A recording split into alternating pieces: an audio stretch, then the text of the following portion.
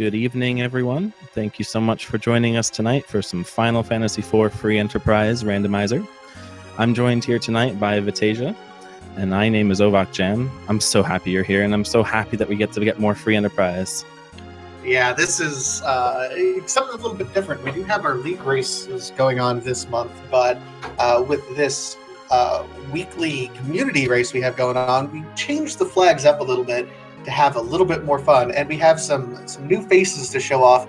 We have Sonny Wrath 11, Christopher Warkin, Dusty Griff, and then Natara, who is traditionally one of our behind-the-scenes people, has stepped out from the shadows and is racing tonight. She is a very well-known figure in the community, so really excited to see these four racers in these incredibly unique flags that we have. Oh, these flags are great. I'm definitely loving this. Is I think one of the first times I've seen a C3 flag raced on a weekly race. That means that we're only going to have 5 characters, and those are the only 5 characters we're going to have throughout the entire run as we get started here. Absolutely. So we're going to get a nice idea. We already know Dark Knight Cecil is going to be at one, and then Rosa. Hey, what mage power? That's really good. Canon couple. I don't think they're together yet, though. I don't think officially, according to canon. Like, not until, he sheds his evilness. Yeah, but this time she's going to be right there with him. And we see that Hook is our first item, so that begs the question, are we going to have a Hook seed? Well, it's possible. You will see in one of these flags, and I'm going to pull up exactly which one it is. That B1 flag that you see tells us that we are guaranteed a way into the underworld without running into Golbez or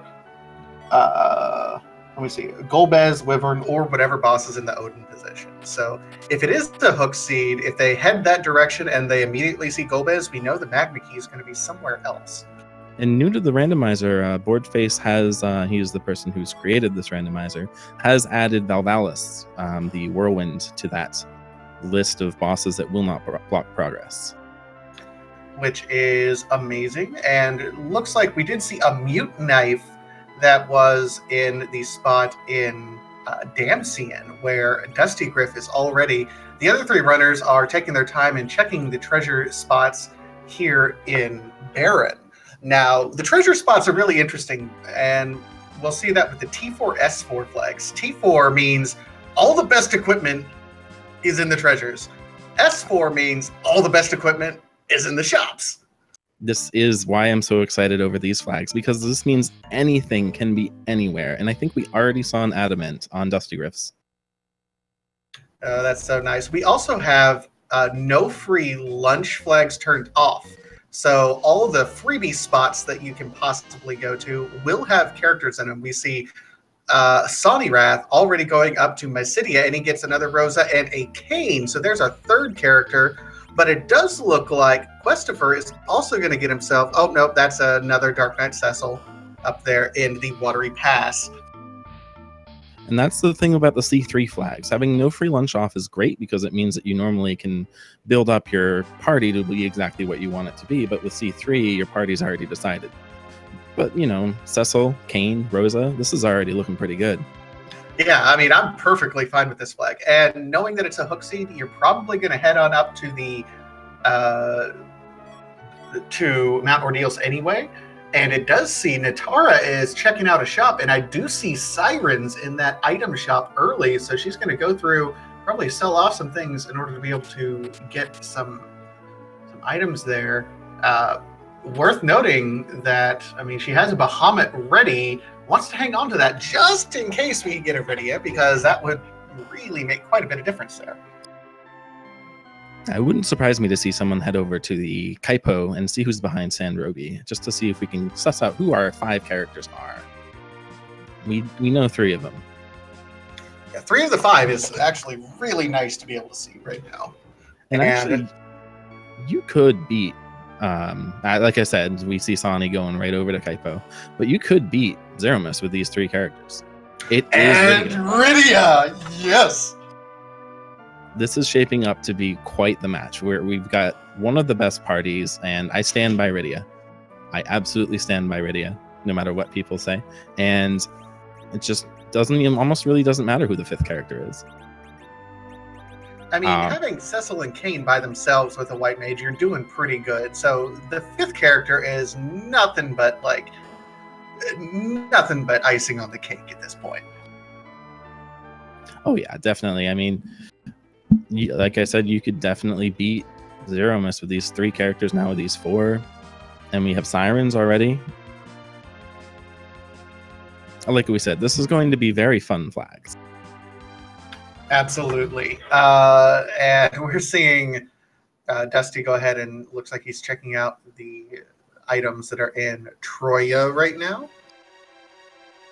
So all of our runners are pretty much doing kind of their overworld checks, kind of getting everything out of the way before they really start leveling, trying to make these first few bosses as easy as possible. No characters that start out at a higher level other than 10. Rydia even starts out at level 1. So anything they do right now is going to be a little bit difficult until they get either some equipment or some levels. We have a first key item check by Dusty over at Edward. This is no free lunch off, so Edward does have an item. It was the Luca key, which is generally not something you want to see. I mean, Luca key is kind of interesting. It's a deep dive. It takes about 3 minutes to get through the entire dungeon to walk through it. But you have to think about it in this way. 1, you can reset out of it if the key item you're looking for is not there, A. And B, if it is there, not a lot of people end up checking it. So you can make a gamble into it and really come out ahead there. We did see also on Dusty Griff's side, looks like in Troya is Moon Veils as well. Those might be really interesting a little bit later. Moon Veil is definitely a good item. Those Cast Reflect and Barrier making you absolutely immune to physical attacks. You can really just make some bosses free with that. And I'm not surprised to see them try and sell up some stuff to buy those. Absolutely not. We are going to see, looks like Questifer is our first one into a dungeon proper in the Antlion Cave. He's checking all the treasures. Antlion Cave is interesting because it does have quite a few treasures that you can go ahead and get. Especially with these flags, you can almost depend on getting something for your characters to do. But I've seen a lot of defense swords that Kane is going to just tear this boss into shreds. This boss is not going to live, for sure. And we'll get to see what item that they have shortly, but nothing real great in the Antlion Cave so far. No, and Dusty is going to be showing us what's on Mount Hobbs, and it's Young, our 5th and final character. All right, this is extremely hype. This is a very solid party. The only thing about this is that you really do have to pay attention to your agility on Cecil. You cannot change anchors with Cecil in the party because it's always going to default to him. And with a C3, you are not going to get a character to get rid of him. Oh, I did see Sonny ended up picking up an Excalibur sword, so that'll be nice once we charge up Mount Ordeals and switch Cecil over into this wonderful, wonderful, wonderful Paladin instead of a horrible Dark Knight. Yeah, the Dark Knight Cecil is absolutely useless. Sorry. Not really terribly sorry, because the Paladin Cecil is much, much better, can equip far more equipment, and really can hit very hard. Dusty opted to go ahead and burn his Gaia drum that he picked up on the dolls that are on Mount Hobbs. Natara is opting to take a little bit longer route to get there.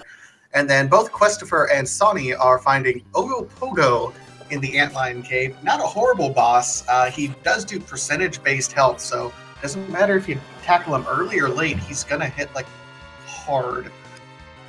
He does hit hard, but he only uses wave and physical attacks if you don't use magic, which means if you have a Moon Veil, you can make him free, as long as you have curing, but it's not going to matter in the Antlion spot.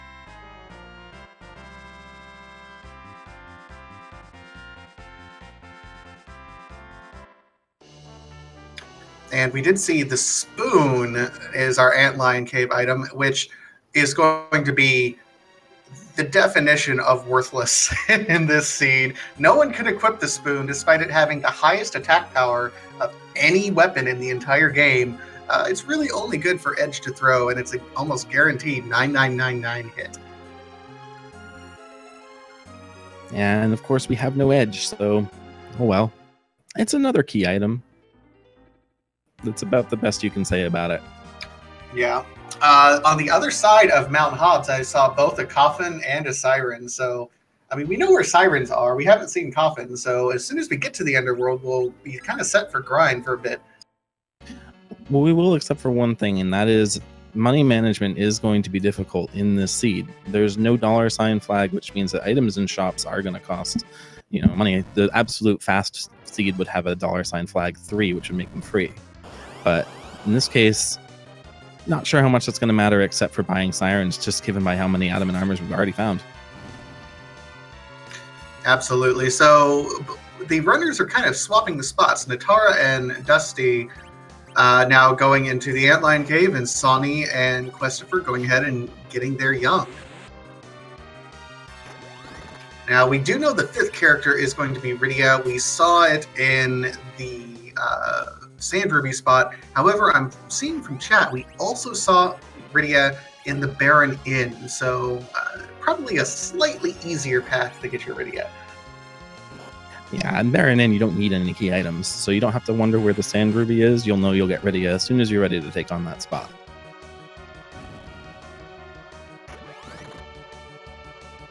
I'm seeing a lot of love for Spoon in chat, and I'm very happy about that.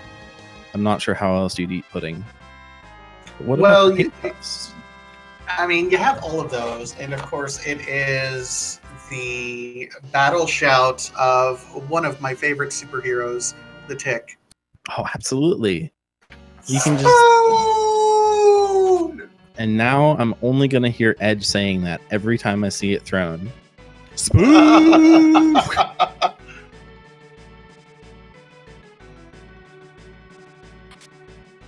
That's right, folks. We have the Tick here on FF4 Free Enterprise. Only on Speed Gaming 3. Well, for now. I was going to say, I'm everywhere. What are you talking about? All right, so Questifer is going to be our first one into, looks like he's going ahead and diving into Fabool at this point. We did see, look like some hourglasses that was in the shop. Hourglasses are nice, especially if you're looking at kind of a rough check into the underworld, just because you can stop a lot of enemies with that. Worth also noting, cat claws are in Fabool, which is Young's best weapon. It is. It increases his agility quite a bit, and it just is the highest attack power of any claw. Of course, you're not really meant to have Young past a certain point in the game, so they didn't add any more claws after that. But again, it looks like money management is an issue. It's good to know what's in all the shops, because then you can go back and buy what you know you need.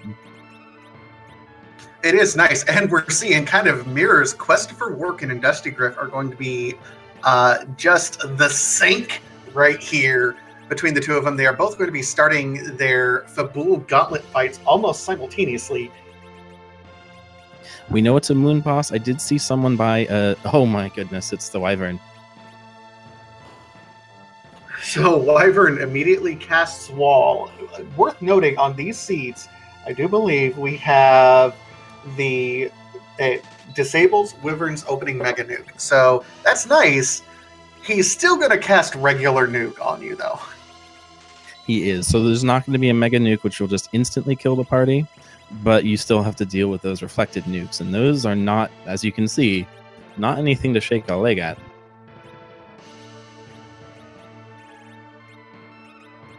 And we do see Questifer getting through that.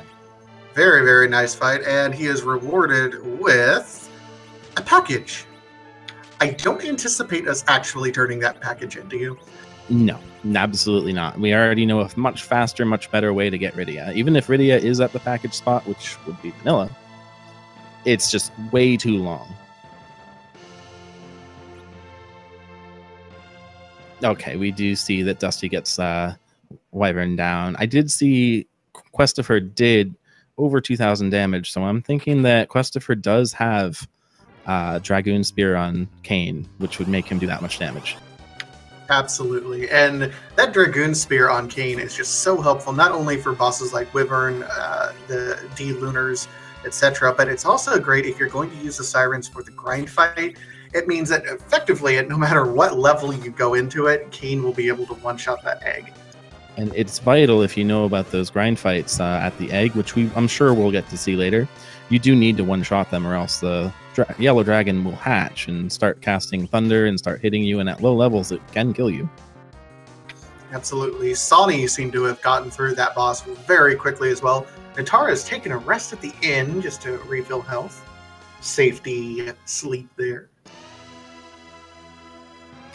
Questifer, I think, is going over here and grabbing his Rydia now and has a Dark Knight Cecil. Just has to survive this fight with this particular flag set. Take 3 Dark Waves to the face, and you will guarantee to live through it, and he will just finish. Yep, he'll give us some proverb. Justice is not the only right in this world. Someday you will see. Go, Cecil. Narrator, he never saw.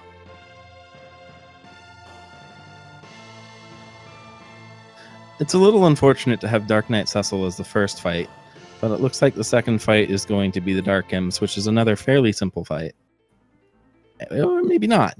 I was going to say, this, okay, it's simple if you can do the different mechanics, but in this particular spot, the Dark Imps are going to hit like a truck. I don't think Questifer is going to be able to get through it. Now, if he had these hourglasses, you can stop these guys, you can coffin these guys, you can do a lot of different things to these Dark Imps, but at this spot, they hit like a tank. And there's 3 of them, so they're going to hit 3 times as hard. It wouldn't surprise me to see Questifer start looking for some sort of item to give him a leg up in this fight. Or maybe he'll just go straight to ordeals.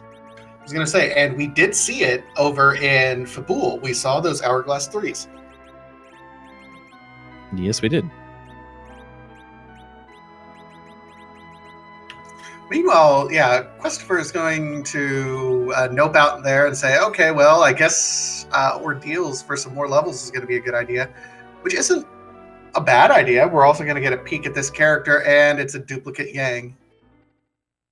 Ah, it's unfortunate. We all wanted to see Rydia. We do have Bahamut, and Bahamut for Rydia, I mean, you would... there's a Leviathan, too. Bahamut for Rydia will tear through most of these overworld bosses.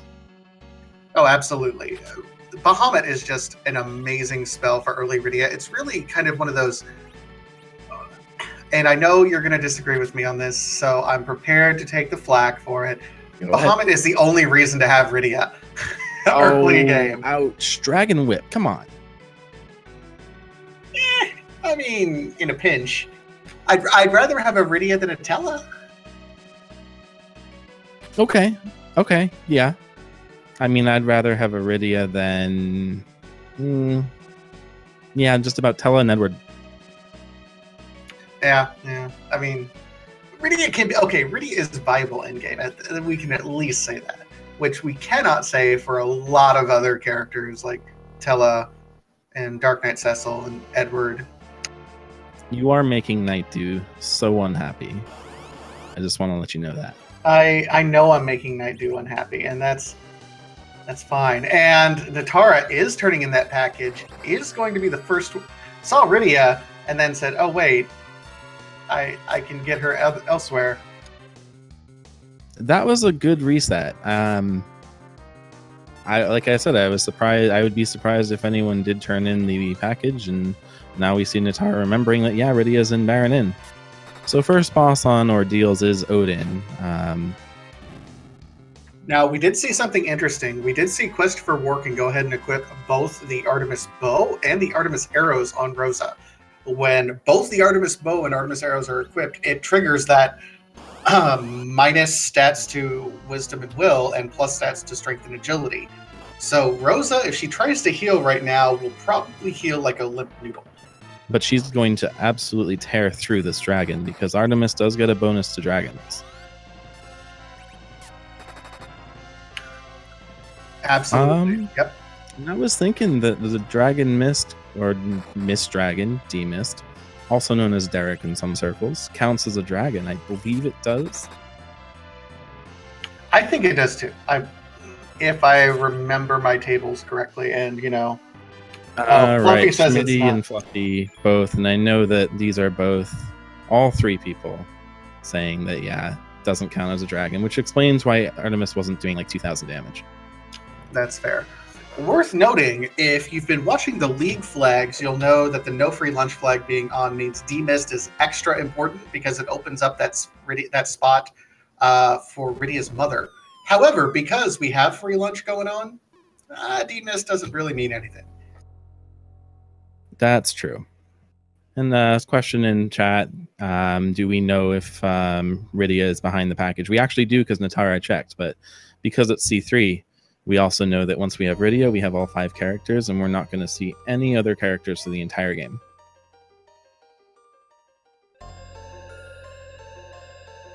We did see Dusty go ahead and manage to kill and get Rydia, so is looking to go back, probably pick up some of those hourglasses.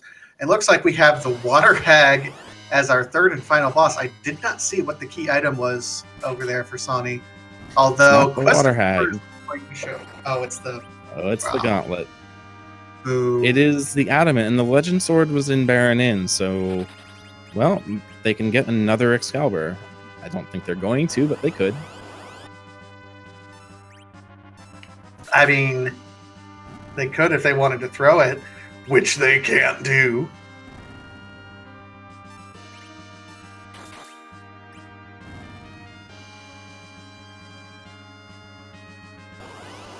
Oh, this hurts me. This gauntlet fight in this location.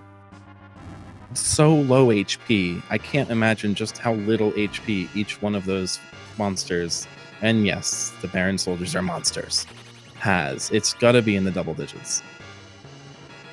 If anyone is capable of doing some quick math for chat, just to say, okay, how much HP do these monsters actually have per? It can't be more than like 30 is going to be my ballpark estimate. I mean, you could probably have Rosa or Rydia punch them unarmed and it would still kill them. Almost want to sneeze command. I know, that's FF6. Someone's going to call my Final Fantasy knowledge now. What other games have sneeze commands? So we have Silk Webs, we have Hourglass 2s, and we also see the pass in the shop in Silvera. Man, that's kind of a loaded Silk Webs, Hourglass, Stardust, and the pass. That is a very loaded shop. I can't think of anything else I'd put there except for maybe Bacchus wines. Yeah, I think about the only thing we're missing is Bacchus wines at this point, or coffins. We haven't seen a whole lot of any coffins yet, have we? No, we haven't. We've seen a few in chests, but not in stores. I see Schmitty in chat coming in with the knowledge with the math. I know Schmitty has been doing quite a few, I don't know what to call it, work on exactly the nitty-gritty of some of the details of the bosses in this game, so thank you for that. I'm going to steal a term from the MMO genre and call it theory crafting. Aha! Aha. That's exactly what it is, too. Yeah, I know. So we have everyone up on Mount Ordeals in some fashion. Sani is just finishing up. Does not have his Rydia quite yet, although I imagine he's going to be making a beeline over to Baron here directly after a quick pit stop in Mysidia before he makes a liar out of me. Well, I don't know if anyone's checked those shops yet. That being said, though, now we all know that it is a hook seed. There is no other way to get down to the underworld besides going through Eblin, so...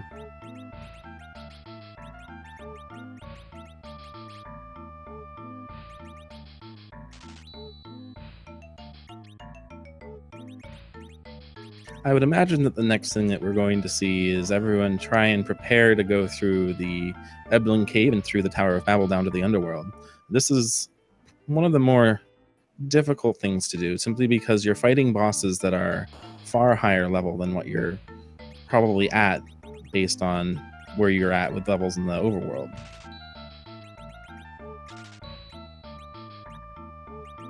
Well, and it really depends on what bosses we end up fighting, and we'll get a peek of at least the Rubicante spot in some fashion when we stop and get the quote-unquote edge character, which will be a duplicate of someone we already have. If it's something you can cheese, like let's see what's left that we can cheese. Well, that's the thing. We've already seen Dark Imps, which can be cheesed. Fable Gauntlet, which can be... I'm not sure if you really want to call that cheesed. So we have the Baron Guards and the other Baron Guards. And... Water Hag's still on the table. Water Hag, yes. Yeah. And with this party, you can't really cheese Dark Elf, so that's not as great, because there's no one to cast Weak.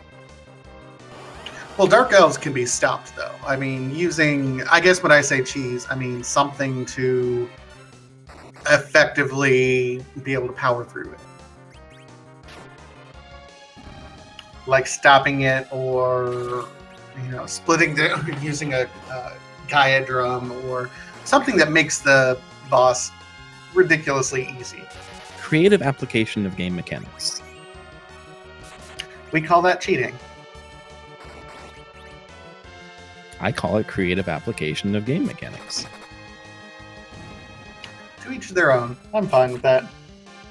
Oh, Wells actually pointing out Dark Elf is also in there, because if you can get him to the dragon phase, he can then be weaked and stopped and things like that. Yes, he can be both of those. We don't have anyone who can cast Weak unless someone spends a lot of very close time with Rydia. But at least you can stop him. He's also weak to Holy. See, and you thought all those years ago when you were a kid that he was actually weak to metal, like they told you. Now he was just weak to Holy. And you had the Legend Sword on. I mean, you had the Legend Sword on, right? No, I always went and picked up the Silver Sword. Ah.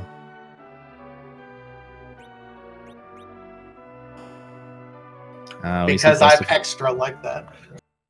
We're dropping to the Dark Elves again. I'm not sure. Does he not know that you can use hourglasses on him, or did he not check the shops to find the hourglasses?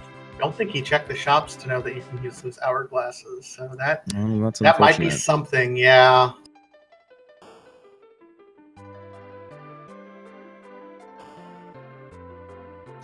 We see Sanirath checking the last key item in the overworld, only to find it's going to be a Luca key, and the sinking feeling that the hook is the only answer. At this point, it's true. When you get the hook and there's only a handful of spots and you're not getting any sort of fetch quest at this point in time, I mean, look at this. We've gotten the Legend Sword, the Adamant, the Spoon, Luca Key. I mean, literally all of the package, like, worthless key item looks things.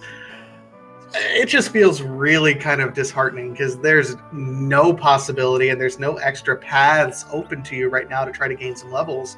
Having to go the route of the hook at this level, you might have to go get some sirens, do some grinding up on Mount Ordeals with those Lemias. You might have to go open some monster chests in Eblan to gain some levels, but I think that's going to be the gatekeep in this particular seed, is the fact that effectively we have no real easy way to grind up levels, and we're kind of expected to go to the hook area pretty quick. That's true, and with a T4 S4, you would kind of expect there to be quite a bit of high-level equipment equipped, but we've seen a couple of Adamants, and we have the Excalibur, and so that's going to be really nice. But yeah, I can see Sani's going right into the right into Eblan, because really nothing can help as much as levels.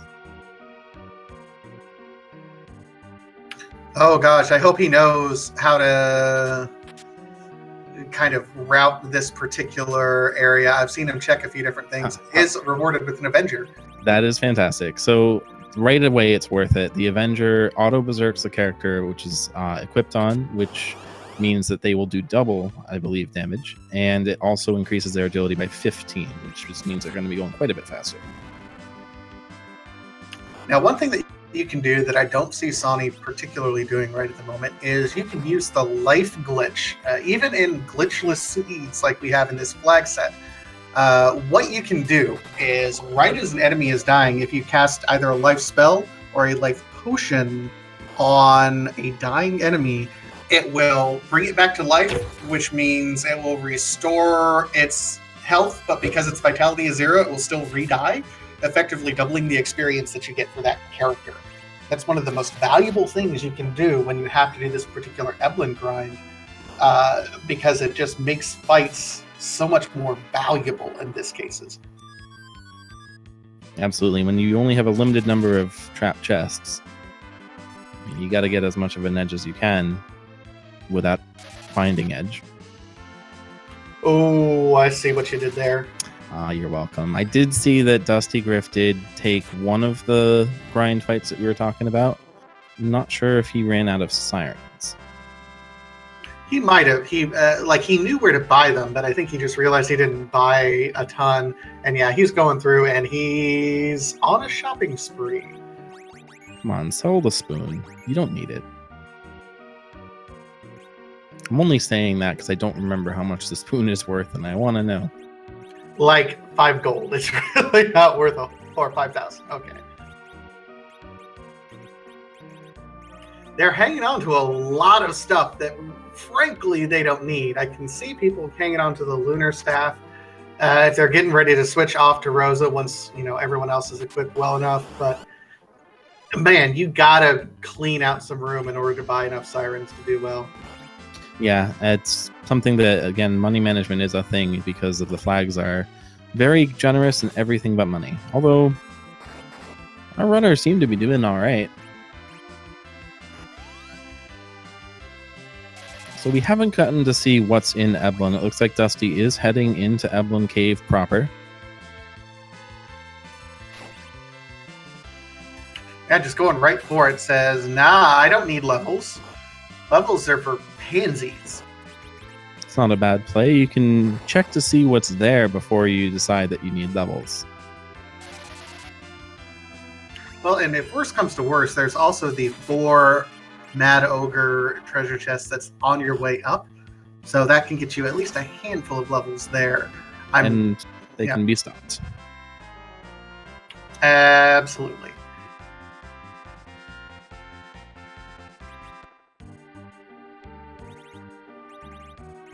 So my worry here for Sony is that he doesn't seem like he's routing Eblin very efficiently. He's found 2 of the boxes in his one side of it, and I think he's called it good for now. No, he's going back in. Natara, I am incredibly surprised, is just now checking Damsian, although is able to make relatively efficient use of it. Exited and then went right back in. Damsian is one of the checks that you will see runners put off until they absolutely know that they need to. Although this is a free lunch flag, so to speak, so that usually does incentivize it a bit, and the hook was right off the start, so it's still fine, maybe in that normal mindset to skip it. All right, here's this 2 Staleman fight, which can usually be pretty easy. Man, no one is using these life strats to really buff up gaining any levels. I'm a little bit disappointed in these runners not doing that, simply because it's such an easy way to gain levels in a seed that is specifically designed to make levels kind of the gateway into the underworld.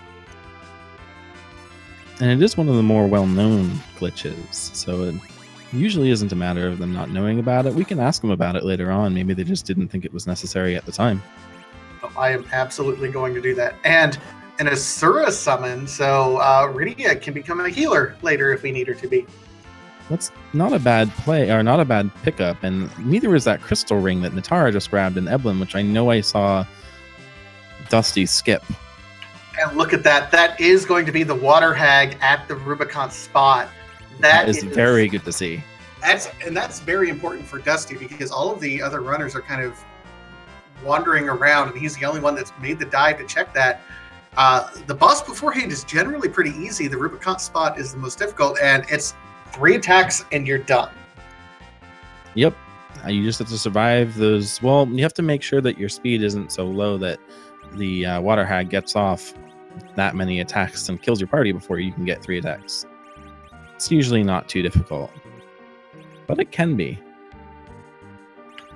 I mean, either way, that is amazing for Dusty, who's making the early gambit. Natara is on her way down there now. Yeah, and I am going to be curious to see who is in King Queen, because that spot, like you said, it's not terribly difficult, but it can still have some pretty difficult bosses. True. Now, we know that it's not going to be, since this is our known path into the underworld, we know it's not going to be Golbez. We've already seen Wyvern, and it's also not going to be Vivales because of the requirements that were put in by Boardface. So it eliminates kind of the big scary things right now that I would be worried about. Combining that with the Water Hag, I would feel very confident, even at level 1920, that Dusty is at right now. There are still some bosses here which could cause problems, but we're about to see. So let's take a look. Elements okay. Is not really one of them. You can do a lot of damage to them. Well, I'm not sure, actually. I've not encountered elements in this spot before. Ooh, ouch. I believe it's still a relatively low spot. So, but man, he does hit like a tank at the moment. Bahamut, if he can survive, might do it. The nice thing is you don't have to worry about keeping anyone alive in particular, because you don't get any experience for this one. So just get through it. Try to keep as many people going, and then you'll be healed up to full at the end of this fight. And you have an opportunity to go back and save too. Here comes the Bahamut. Let's see. That did it.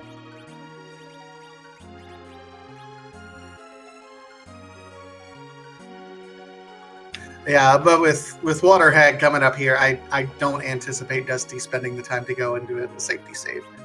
And he did not. I mean, Edge learned Flood and Blitz wherever he is, not in this seed. He's playing a different game right now.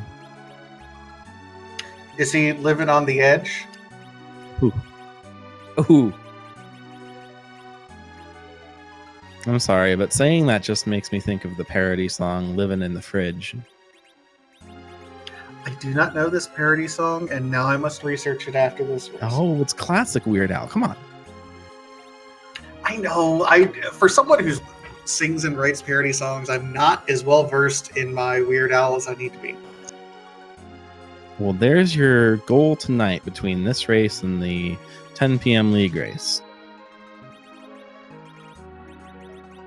Oh, someone mentioning that the URL is wrong. Yes, we have moved our site away from FF4 freeenterprise.com. It's the much simpler FF4FE.com.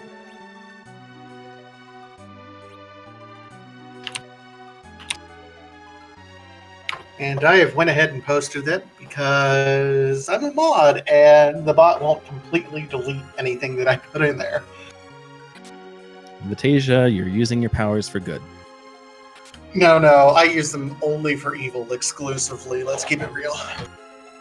That's true. If all the kids are playing Free Enterprise, they won't notice your nefarious plot to take over the world.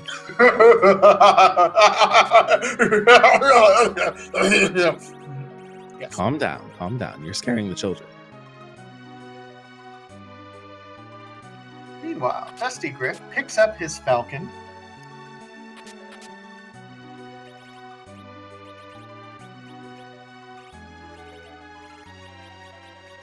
He's he's got a nice little edge at this point in time from advantage. I'm going to stop abusing our edge.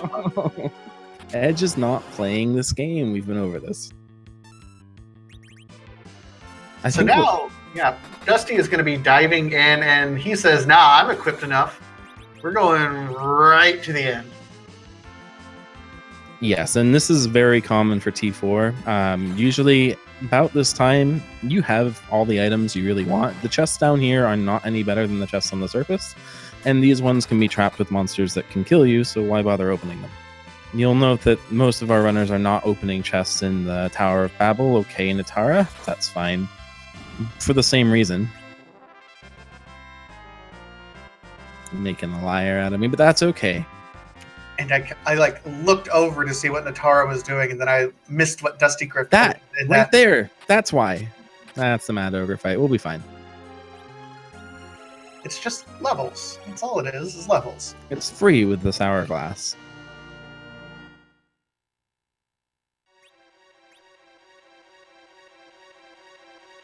Worth noting with these particular, we're in K1, so no reason to go ahead and check what the bosses are because we don't care.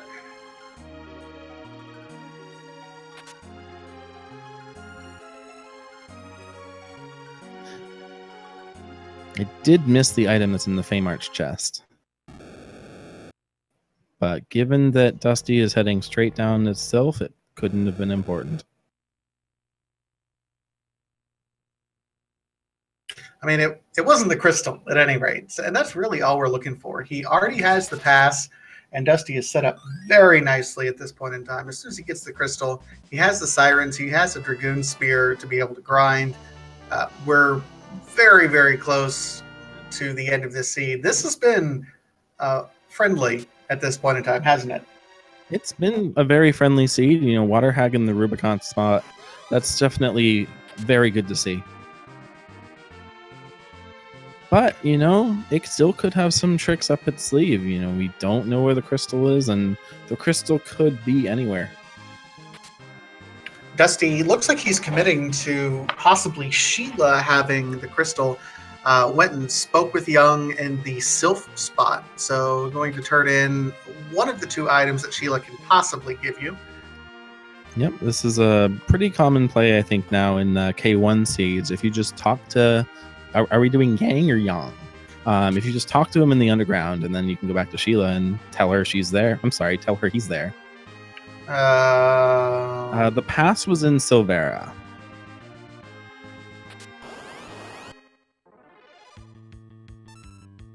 But he's in the underground. That shyster hit him with this. That's not helpful, Sheila. That is the opposite of helpful at this point in time. Although... we're getting close. We've got to be getting close to 10 key items at this point. Yeah, well, Dusty has 8.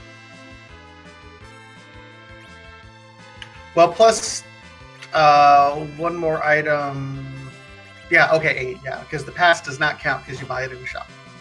1, 2, yeah, 7 because I can't count.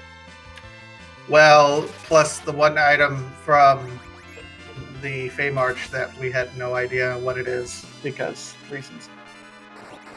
We were very busy at the time. Horribly, horribly busy. I'm just saying, Weird Al is very important, and we all need to know this cultural icon. Did we agree if it was Yang or Yang? I'm just going to switch between the two. Yeah, I mean, I used to say Yang as well, especially when we talk about like yin and yang and things like that, and that's clearly the origin of the name. But then the remake came out, and the voice actors pronounced it Young. I'm getting some notes that the Earth Crystal was at the Feymarch spot, which is excellent for us as viewers, less so for them as runners. It wouldn't surprise me if Dusty Griff either decides to maybe take a few levels or maybe go to the Sealed Cave. Now it could be interesting. Sealed Cave might be interesting. I will say, oh, it looks like he is going to the Dwarf Castle, actually. or saving before he does. Good idea. Saving is another one of those things that you only forget to do once. And then you lose all your progress and you remember why you don't forget to save. Yes, I've done that myself. Bacchus Wines in Dwarf Castle. Good to see. Absolutely. I mean, when you have 3 frontline fighters and you're staring down anything well, Zeromus is going to be just toast at this point. Although we have an Avenger Sword, so I guess Kane is going to be equipping that a little bit later, if I had to guess. I would say yes. Put it on Kane because that's going to be his best weapon. You've already got the Excalibur for Cecil, so you don't need to worry about a good weapon for him. The only caveat, I did see one of our runners equip crystal armor on Cecil, and that makes him immune to the Berserk spell. You can get around that with the Ottomans. I'm sorry, you can get around that with the Avenger Sword. Crystal armor? You mean lots of money? What? I mean, yeah, 65,000 GP, bling bling. So we see Plague is in the back of the Dwarf Castle. This is kind of interesting. I mean, it is flying, so Rose's arrows are going to be doing some extra damage to it. Already getting a couple attacks off. That's good news for being able to outpace it, really.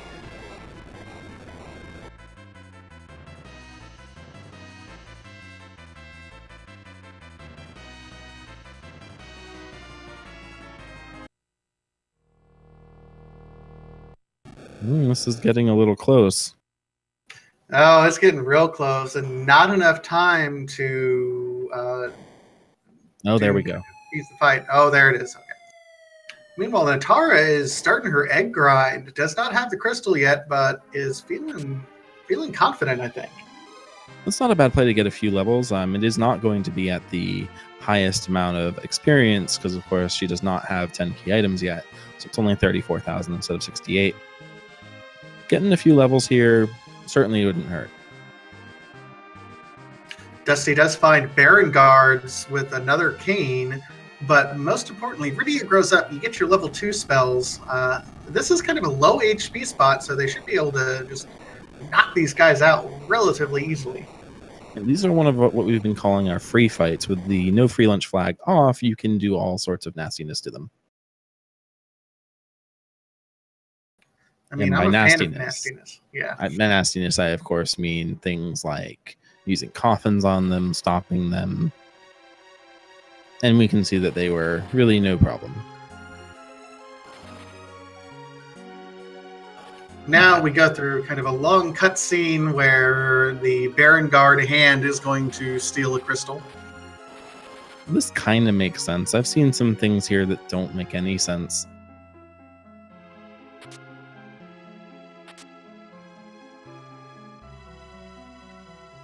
I mean, you couldn't stop the hand. You just can't stop the hand. I mean, I'd like to talk to the hand if it would hold still. It's too busy stealing crystals. What do we got? Rat tail. Well, hey, I'm following that hard at this point in time. I invested all that time. Right now, you got to follow your gambles and follow through with it. Yeah, rat tail is one of those items. We have the we do have the hook, so we're going to be able to turn that right in. I'm sure Dusty, he's had to go up and down a few times so far, but he's still on pace ahead of everyone else at this point. And yes, you do have to switch out to the Enterprise. The Falcon does not have a hook.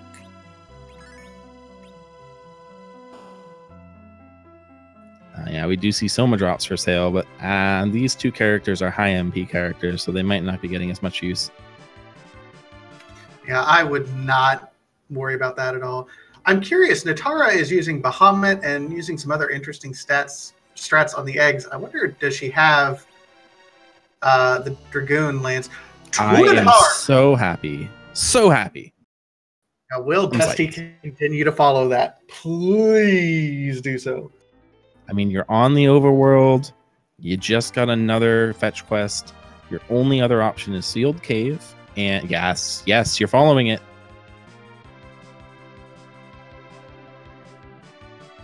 Okay, so now we have our chance to see the special treat, which we're always so glad to see when we get to see it on a restreamed match. We'll get to hear Edward. So nice. Yeah, the only thing Edward is good for in this game. Yeah, he can stay in his bed. So the Twin Harp is effectively a fetch quest, but it's a fetch quest that will mean Edward will get to play us a randomized song in the 16-bit MIDI harp tones, and the song itself is going to be randomized into some well-known video game music for us. We don't always get to see this in Final Fantasy IV Free Enterprise, and I'm so happy every time we do, just because I have a special emote specifically for it. You do? I'm not surprised you do. Let's keep it real. If anyone would, it would be me, because yeah. And there it is. It's a lovely harp, but this is a twin harp.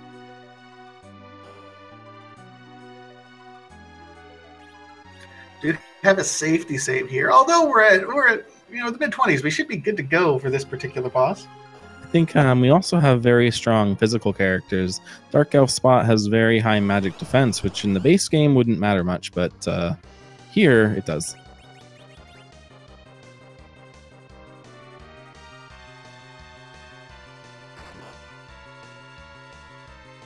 So what we saw there is Dusty Griff killing off his young in order to speed the fight up. If all your characters are paralyzed or dead, it will automatically end that fight without going through the series of the 3 spells being cast and then the weak, and et cetera, et cetera. So he went ahead and purposely killed off his young, knowing he's going to come back to life. That is a very heads-up play by Dusty Griff there.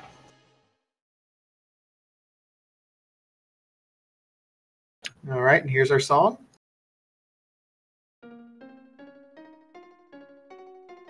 Kafka!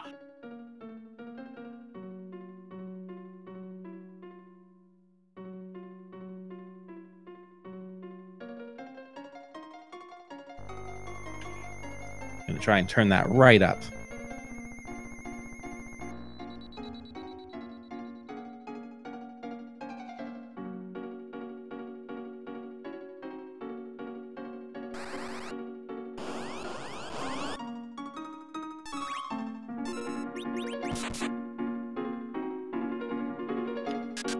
I'm perfectly fine with turning up the volume here. I don't want to talk over this. It's over already. I know. I'm sad. Edward, you don't know what horrors you'll summon with that song. And our item is Tower Key. Oh no. I mean, yes, but no.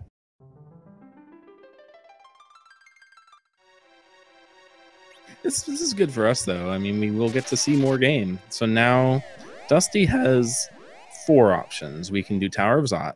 He's right here. Got the Earth Crystal. No real reason not to. You can do Luca Cavern. You can do the Babel Climb. And that would be 2 options all into itself. Because you can get 2 items out of Babel. Doesn't surprise me to see Dusty going straight to the airship and not do Tower of Zot. Okay. That's actually a little bit, because if you're going for like maximum efficiency, you'll want to do that, although there's 2 items in the tower. And because you've already gambled that it's not the Earth Crystal at this point in time anyway, you're probably going to full gamble and just commit to it. Now, I'm really surprised we haven't seen anyone go ahead and dive into the sealed cave, because we've had that Luca key since before we came into the underworld. And that can be a pretty quick check. It can be a pretty quick check, and you, like you said, you can also reset out of it if it turns out to be nothing. At this point, we as viewers know that it would actually be a pretty good check to make. There's not a lot of places that crystal can be. Now we see Sonny coming over here and is going to be doing his Dwarf Castle check. Natara is also heading into the Dwarf Castle. It's interesting. I noticed that Dusty is not going to do the tower first. He is going to grab this item up in the very top of the tower. Well, I suppose midpoint of the tower. This is good because if this is a crystal, you can just walk right out and walk right by the tower. Yeah, and that's what you traditionally want to do, is go into the furthest deep where you're going to have to go anyway prior to doing it. It's more efficient simply because of this check, but oh my, we have ourselves a man of mystery, Golbez. And look at him dance. That's wrong on like 8 different levels. He's just so happy to be here. Now, I don't know how many adamant armors we have. We also have some ribbons that are floating out there. So some of our characters for Dusty is going to be immune to this insta-death mechanic. A very good play would be to, well, he didn't quite get it off, would be to get your star or moon veils off on the character you know cannot be hit. Still should be all right.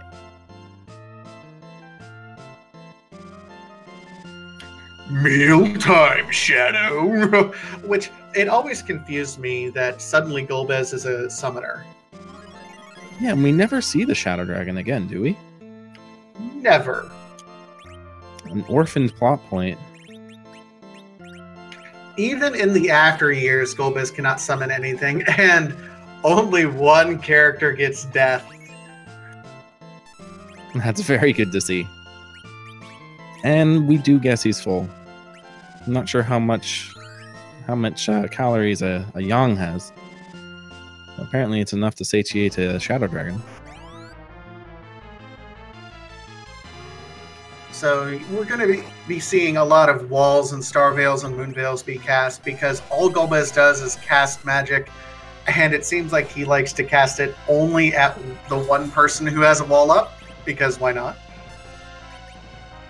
Yeah, Golbez is one of those fights which is either very difficult or rather easy. It's really never in between.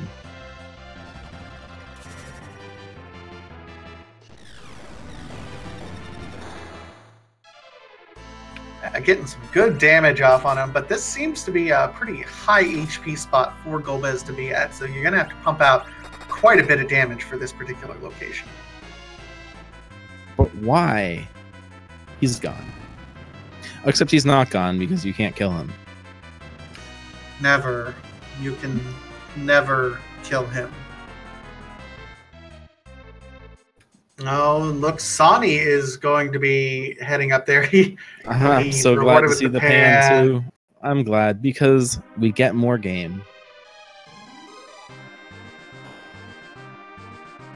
Meanwhile, Sonny is also heading over. Guess what? We're going to make sure we're going to get some more of this wonderful Kefka music.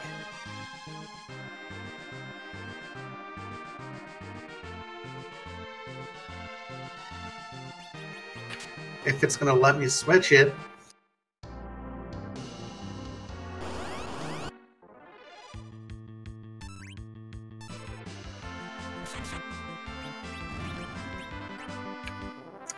Okay, whatever. Whatever, controls.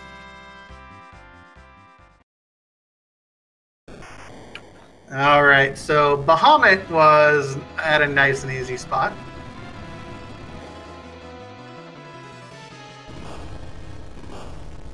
Yeah, those are the vanilla Dark Imp spot has very low HP because it's basically a regular encounter.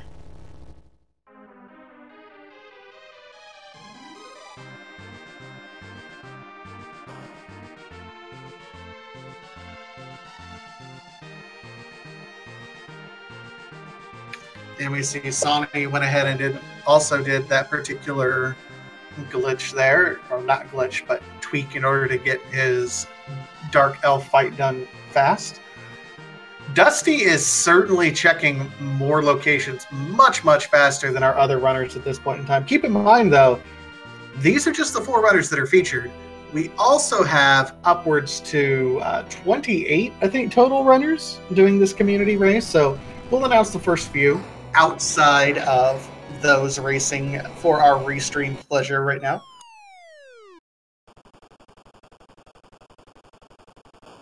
Yeah, there's quite a few people in this race, and I'm very excited to see. None of them have finished, which means that Well, that crystal must be in the last place we look. Here's our music.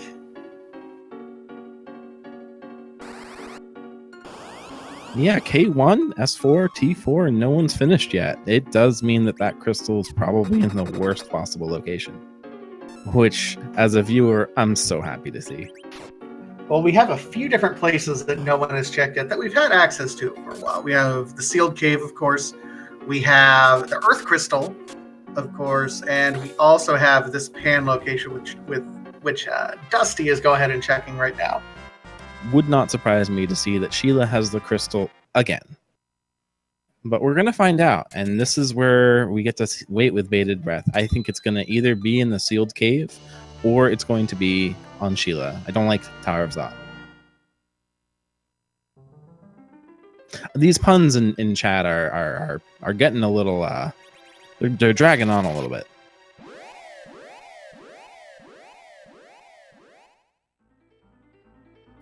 I cast mute on you. Please be quiet.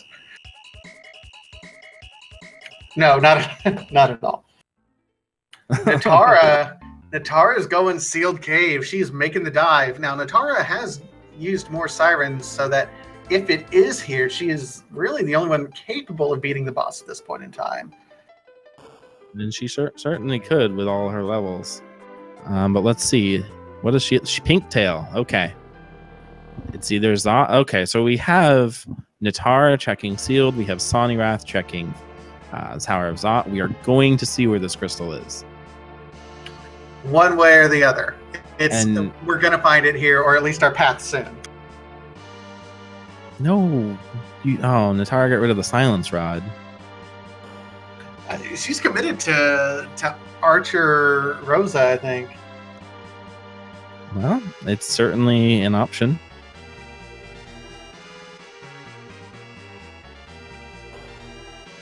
And might as well, since you already have everything here, just pick up another adamant armor.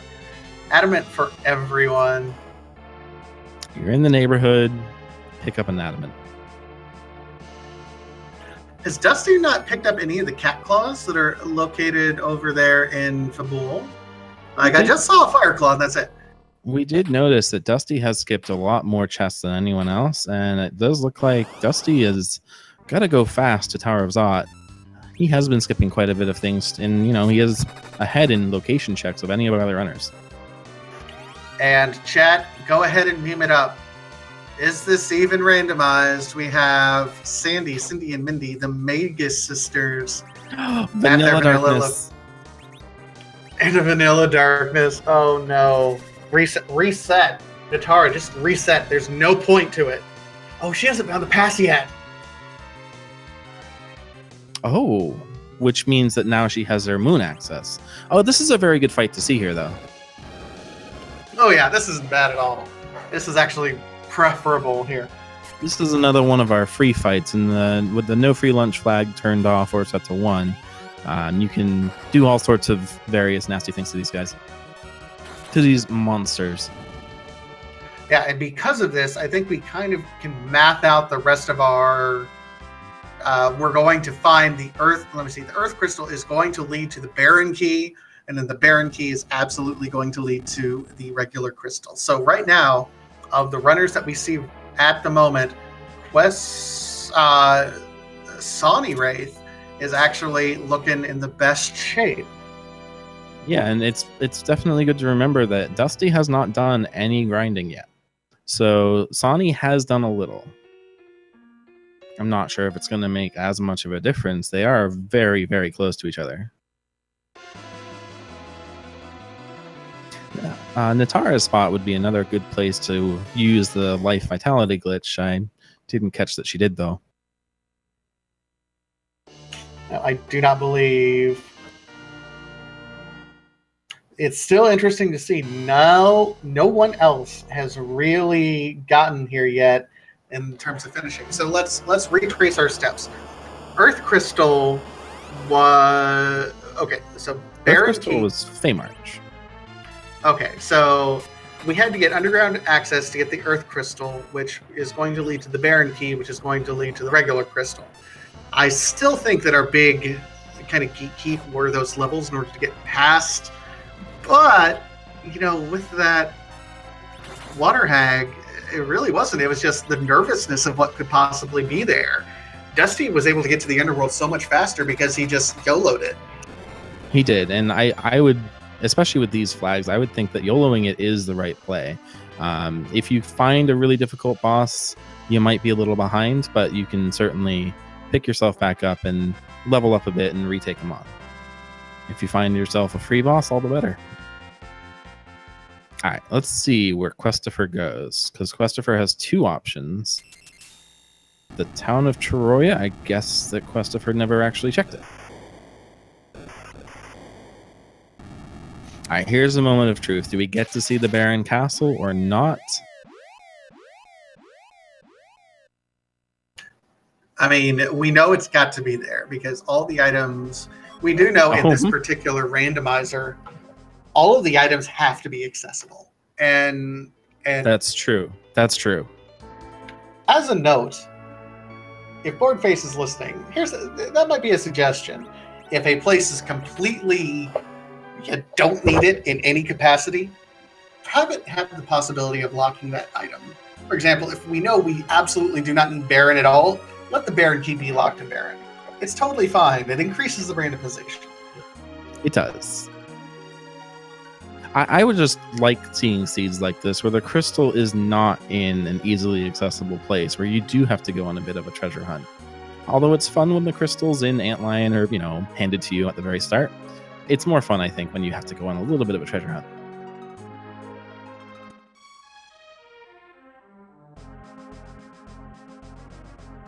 And everyone's disagreeing with me. It's okay. It's fine. It's okay, Vitasia. I understand what you were getting at.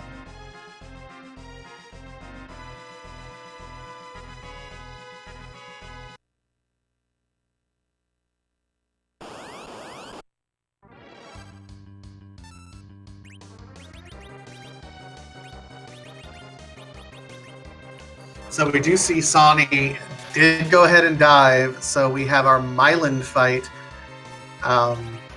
He hasn't gained his full levels yet, but we do see Dusty Griff right on his tail. Still no finishes yet. Yeah, and Sonny is a little bit ahead.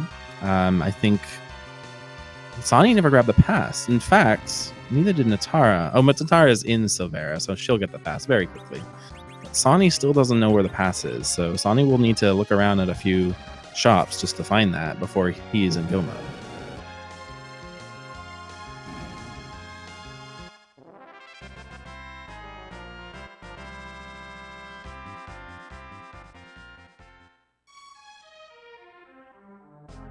So I would, on that note alone, put Dusty a little bit ahead.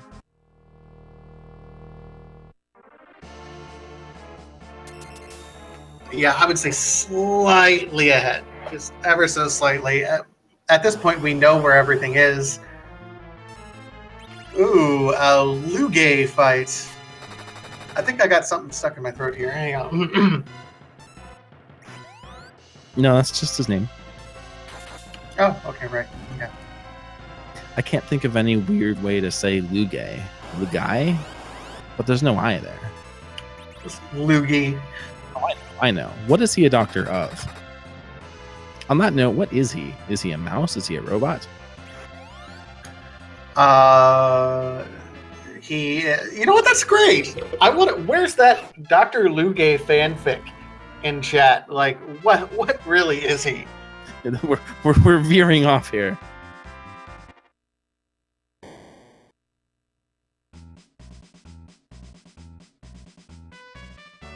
So Sonny doesn't know this, but we all know this. Sonny is about to get the crystal.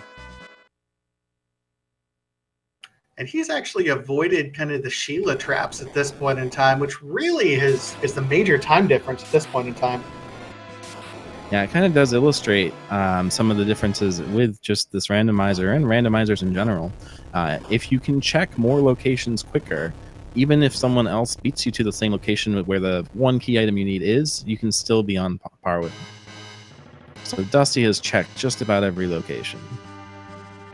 Actually, I stand corrected. Dusty has checked every location except Sealed Cave. Yeah, and he's going to be very happy that it's here. He's committed that Sealed Cave is not it. There's the crystal. But we cannot say that Sani's in go mode because Sani doesn't have the pass. Still, I don't think that's going to stop him. He's going to go get his levels right up and go on a little bit of a hunt. Yeah, with these flags, he knows that the pass is somewhere. It's in the shop, and the only thing that could be really bad is if it's in the Moon shop, if it's in the Hummingway shop. But I think most people would clear every other shop out before going down that particular rabbit hole. We do have our first place winner. Scratch Dragon has finished with a time of 109.14. Yeah, GG Scratch Dragon. I get the sense that all of the runners really got kind of taken on a bit of a field trip for this particular one. There's no way to avoid it. Earth Crystal in Feymarch. So I would imagine most of the runners in this race would have gone to right down into the overworld, cleared everything out, looking for any way that's not a hook seed or that doesn't involve using the hook, exhausted their options, forced to use the hook. PMAK Fall, I have no idea how to pronounce that. PMAK Fall is finished in third place, 110.11. Liam Atlas in second place at 110.01. Man, the snipe there. Very close times. GG's to all those runners.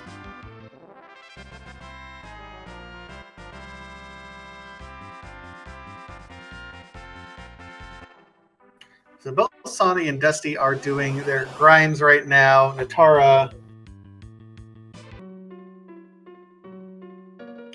Gonna see if we can get a little bit more audio. of that Kefka.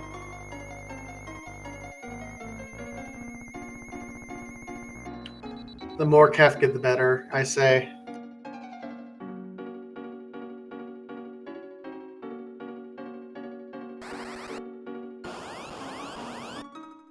That just sounds like it would be difficult to play on the harp. I was just thinking that. Chromatic runs like that, or even just runs down the scale, are tricky on the harp. Not impossible, but tricky. Edward is, of course, much better harpist than he is a fighter.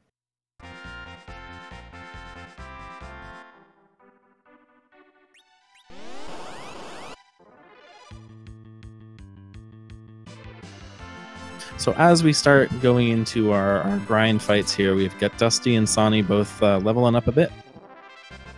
Let's do a little bit of a recap. So this was a hook seed. We got the hook at the start. Our runners on screen all cleared everywhere in the overworld they possibly could. No dice. Magma Key was behind Sheila, which requires underworld access, so we had to go down through Eblin Cave. Absolutely. And once you got down through Eblin Cave, if you went to the Feymarch, picked up the Earth Crystal, and then immediately went back up and turned that in to get the Baron Key, and then turn around and do that, you would get rewarded with the crystal relatively early. Based on the finish times of our top runners, Scratch Dragon and Liam, I don't think anyone necessarily did that. I'm sure a lot of runners... The hook entrance into the underworld requires some higher levels, and if you weren't prepared to YOLO it, which you could have because of the Water Hag is the kind of main boss there, then it really could set you up for failure.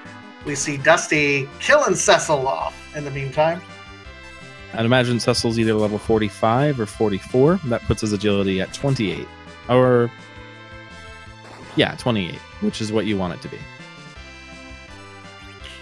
And we have some more runners. Ravlin in fourth place at 111.37. Mr. Ubik in fifth at 112.20. And I'm just going to say it, Big Rich 419 at 112.57. GG's to those runners.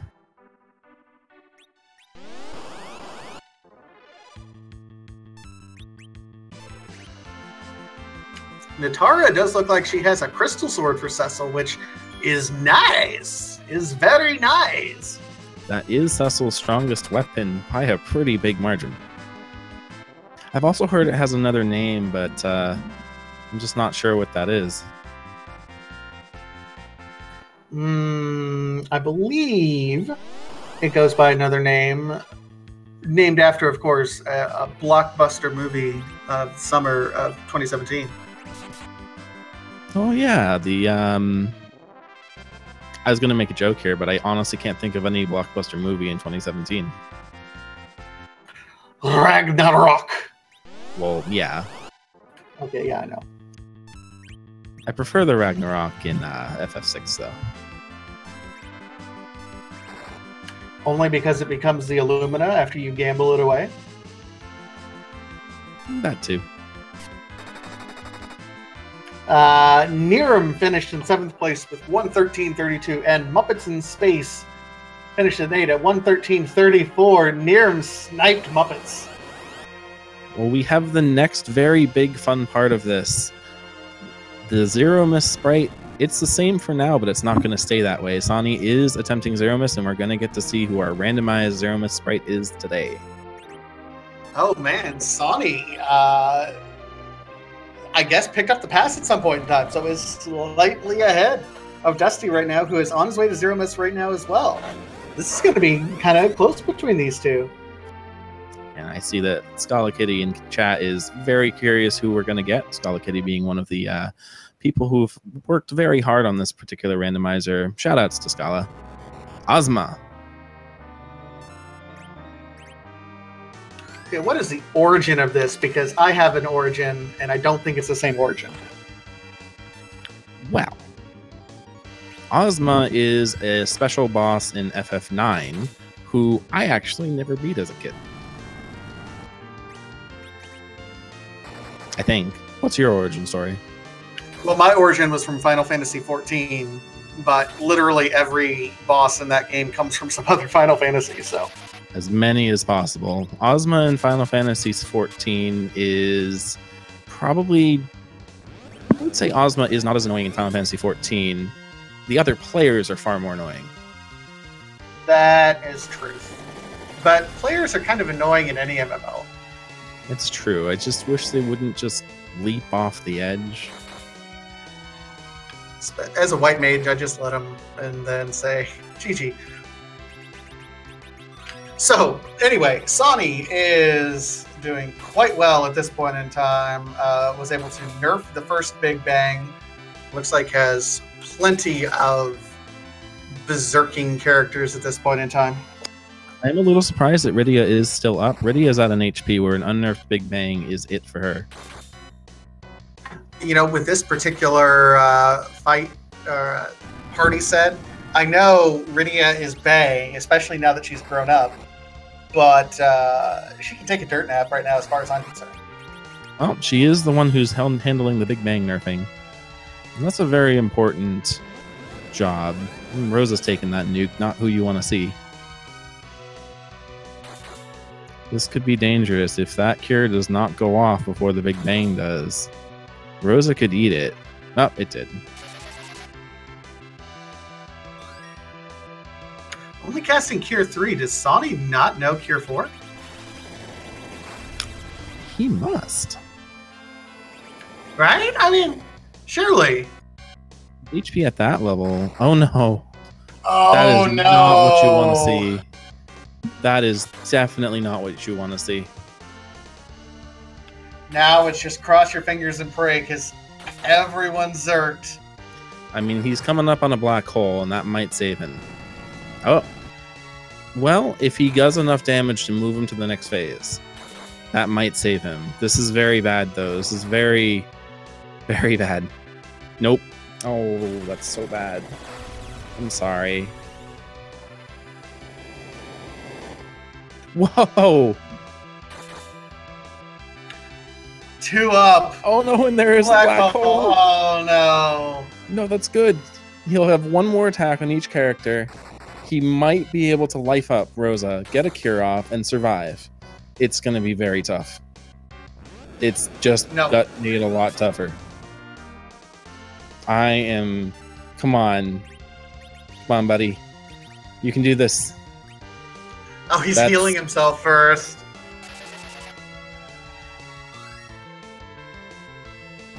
Oh, no. Oh, So Dusty has an interesting setup. He is using bow and arrow with Rydia, and yeah, Sonny reset and says, "No, I can't do it." Now that Big Bang would have taken out Cecil. Yeah, I think that's a very difficult situation. When you have a character down like that, and I can just see that deer in the headlights feeling, and you're like, what do I do? What do I do? What do I do? Yeah, it was quite close. And we have some more finishes. Big Dunka in 9th at 118.07. Aizen Teyama at 10th, 118.46. And Neon in 11th at 118.59. All right, Sonny's not going to let that minor setback keep him from just going right back into that fight. At this point, I can see him kind of foregoing nuke strats at this point just in favor of just keeping everyone alive.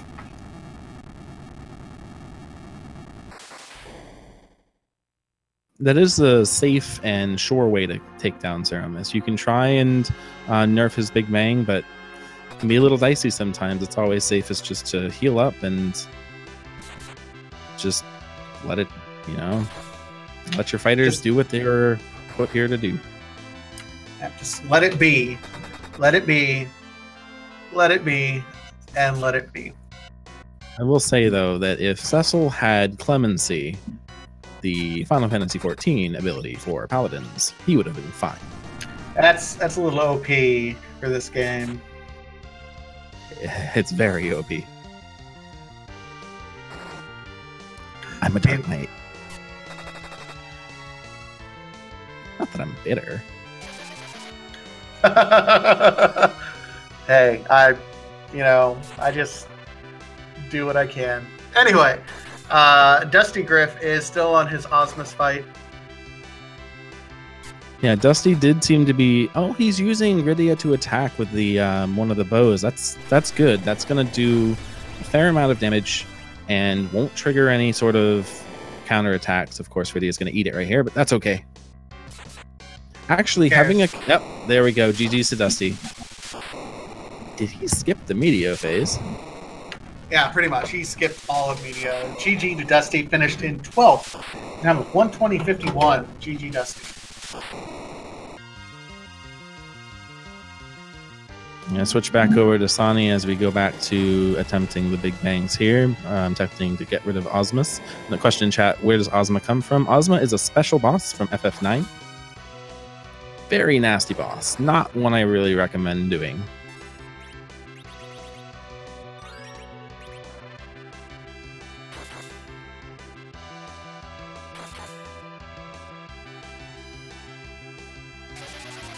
And Sonny seems to be prioritizing making sure everyone's staying alive this time around. I don't disagree with that. Man, that Cure 4 is way underpowered. I'm worried that he still has Artemis bow and arrows equipped.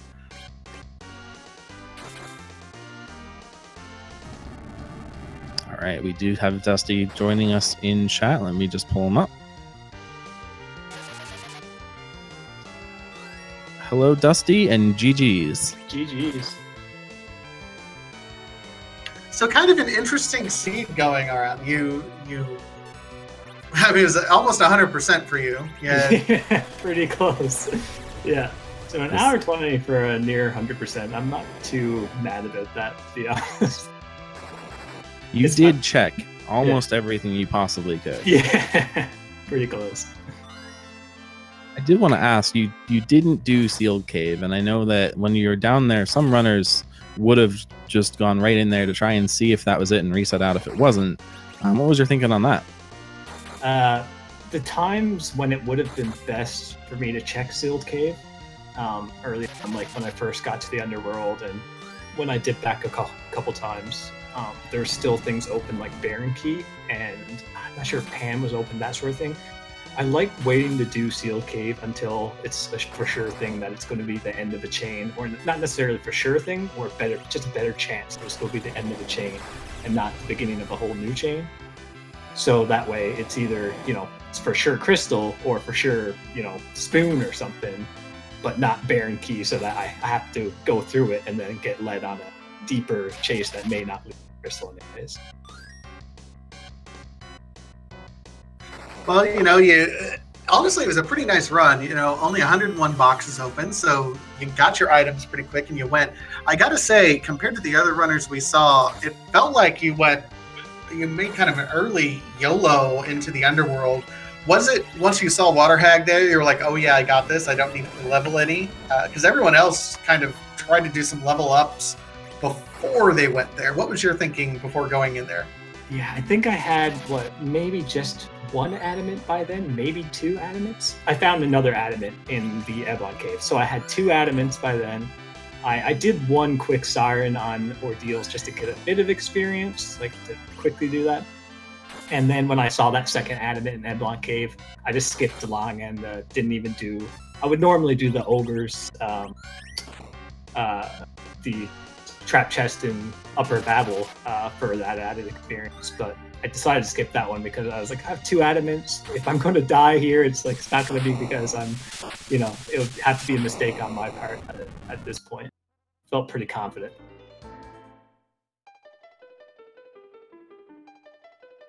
And GG to Sonny Wrath 11, finishing with an official time of 1:24.28. GG's to Sonny. Nice job taking down Ozma. I did want to have one more question on for you, Dusty. I did notice that you were one of our only runners to just go straight down Tower of Babel, and I know that that's a thing that not a lot of people really want to do in a hook seed. Were you feeling like you had it with the equipment you had? I know you said that you already had 2 adamants, so... Yeah, it was I've played so many round of 32 flags that these flags were a little more forgiving with giving gear and stuff early. It's been a while since I've had 2 adamants in a game, so it's been a nice solid probably 20 seeds since that. So having 2 adamants made me feel almost invincible just running down. Like, yeah, you know what? I'm pretty sure I'm going to be able to wipe whatever comes through. And then I saw Water Hag, and I was like, I'm for sure going to be able to get through whatever, even regardless of whatever the first match in Upper Babel is. And you did wipe them clear off, and you were in the underground before anyone else was. A good 5-10 minutes before. Cool. So we do have the Sonny Wrath in here with us. GG's to you. Thank you very much. So, Sonny, you were actually into Zeromus before Dusty, and then kind of had that unfortunate first fight where it just looked like it was a mistimed Big Bang nerf that killed off both Rosa and Rydia, and then you're just kind of like sitting there with 3 Zerk fighters at that point in time. What's going through your mind? I was just hoping that my 3 Zerk fighters wouldn't get black holed and I'd be able to brute force through the last of Z. It was quite close. So we were all watching here, just hoping that would happen, but it didn't. He got a Big Bang off, and then you were down to 2 characters. Did you have it? I saw you did hang on for a little bit longer. Did you have a game plan, or was it just sort of a see what happens? Kind of see what happens. I ended up using Cure 2 on Cecil. Tried to Cure 2 him at least enough to survive another Big Bang, but that just didn't work out. So after Big Bang came up, I reset, went into the fight, and just reworked my strategy and only nerfed the first Big Bang, which I should have done from the start. I was going to ask, it looked like your Rosa was kind of throwing out some limp noodle Cure 4s. Did she still have the Artemis bow and arrows equipped? Yes, she did. Or no, she had the Artemis bow, but the samurai arrows, and I completely forgot to unequip the Artemis bow beforehand. Yep, that can get you. The Artemis, of course, as we were talking about earlier, it does decrease the amount of healing that Rosa can do. Which is why I was surprised to see Natara ditch the Silent Staff. But, you still made it through. You showed us that even with not the most powerful heals, you still can take down Zeromus. I did want to ask on your routing. So Dusty did come in ahead of you just a little bit. He checked a lot more locations than you did, though. What was your thinking once you were in the underground? Well, once I got into the underground, which really was going to be my last-ditch effort with the hook, I thought about where I could go for a moment, what free key items I could get, which I could have done talking to Yang to go get the item from Sheila, I could have single dipped tower, but after I got the tower key, that would have led into a double dip. And so what I did instead was I just went to the dwarf castle, went to the land of summoned monsters, and then just continued on from there, just not even thinking about what I was going for. Well, you did make enough of the right calls to get there, and it was neck and neck. And like we said, that you were ahead of Dusty for a little bit, but that Z fight is hard, and it gets the best of us sometimes. So, GG's on getting right back in there and finishing it. Thank you.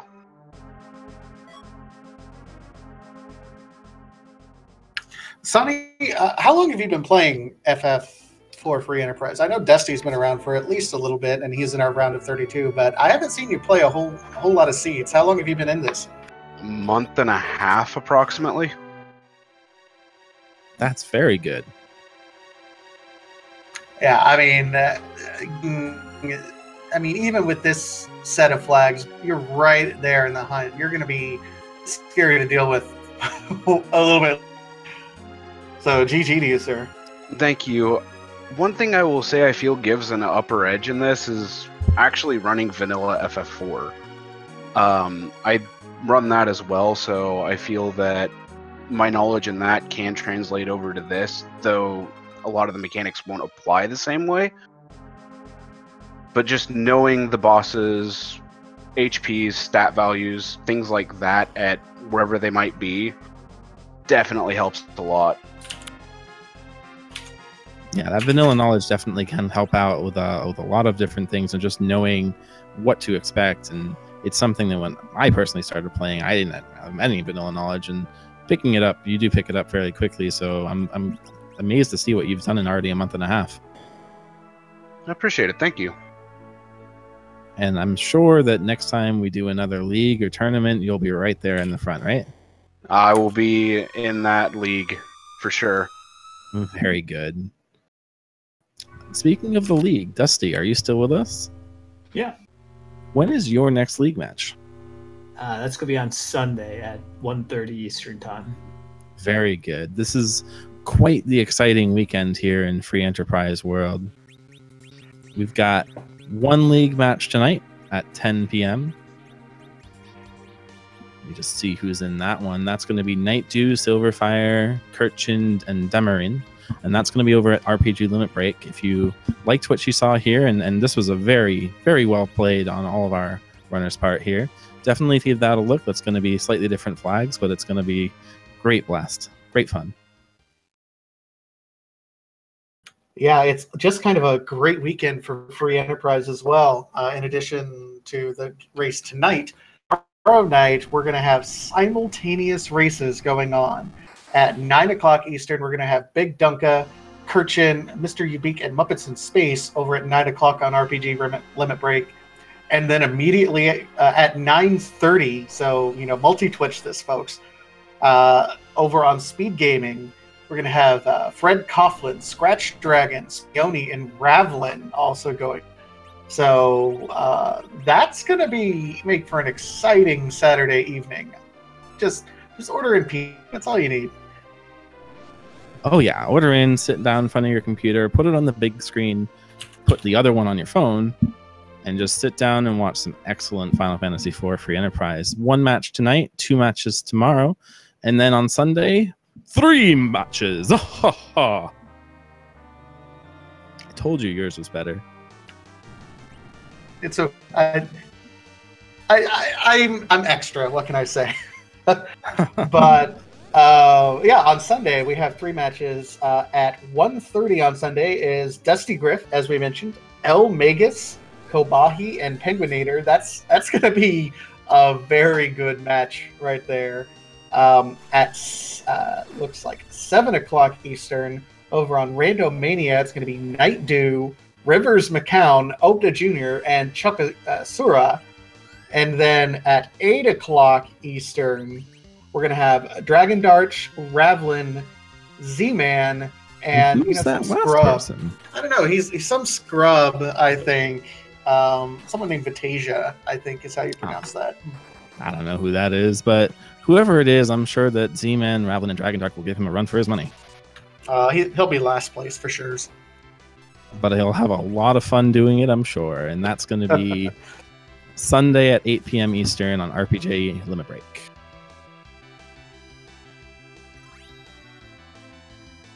All the free Enterprise all the time. Meanwhile, Christopher Workin is on his Osmus fight.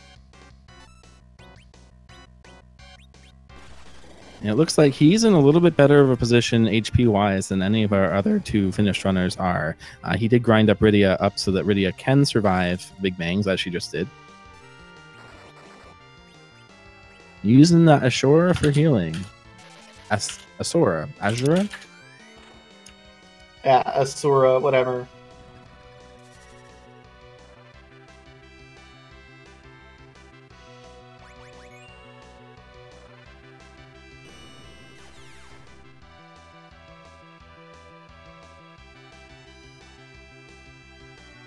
So while we have Christopher working on Ozma there, I do want to throw a shout out to our tracker, Cassidy Mon, keeping us honest over here in the commentary booth, catching our tracking mistakes. Definitely want to throw out a shout out to Speed Gaming. Thank you so much for hosting us here on this Friday night. Absolutely. Cyclone, one of the busiest men in all of Speed Gaming, helped get us set up tonight. So big shout out. Speed Gaming is just so good for so many different racing video games. They do something else, several other video games. I think they're wrapping up some kind of minor race right now. I hear that there's something about a Final Fantasy 1 randomizer that's going on right now over on Speed Gaming, but I don't know what that game is, so I wasn't watching it. But if you do want to watch more races at 9 p.m., there is going to be a Super Metroid race over on Speed Gaming 5. And then at 9:15, we have some Link to the Past randomizer summer qualifiers at 9:15 on Speed Gaming. Those Link to the Past summer qualifiers are for a money tournament, actually. So that's the best of the best are coming out for that one. Oh, yes. And I've already seen some of the qualifiers. They've been excellent watches. So if you like Link to the Past randomizer, I know it's not as good as Final Fantasy IV Free Enterprise, but if you like it, definitely check that out.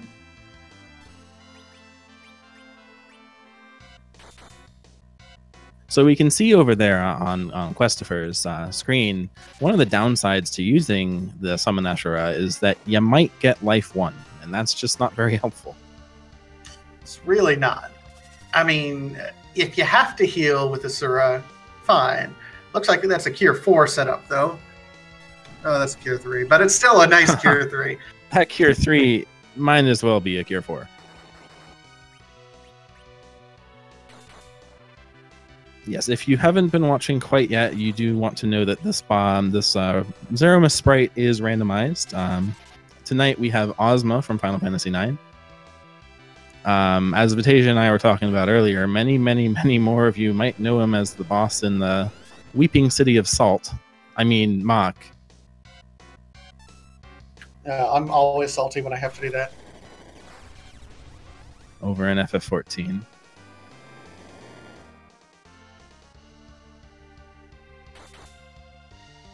I think Christopher should be pretty close to the Meteor stage. Or might just be close to killing them altogether. GG's to Christopher. Yeah, GG. Christopher Workin looks like finished up in 22nd place at 137.31. All right, we'll get Christopher in here for an interview shortly. Looks like Natara is still doing her grind, probably trying to get Rydia up to a point where she can survive. Absolutely has killed off Cecil. Yeah, once again, the agility manipulation, it can make or break the battle in some cases. Probably wouldn't make or break this one, but I've done a fight with Cecil, or my middle character, at 24 agility, and it's very difficult. Yeah, I mean, hitting those 14 and 28 agility points is very, very nice. Only taking one or two big bangs. Of course, if you go higher, well. And joining us is the man with the best name in all of Final Fantasy Randomizer, Christopher Workin. GG's. GG.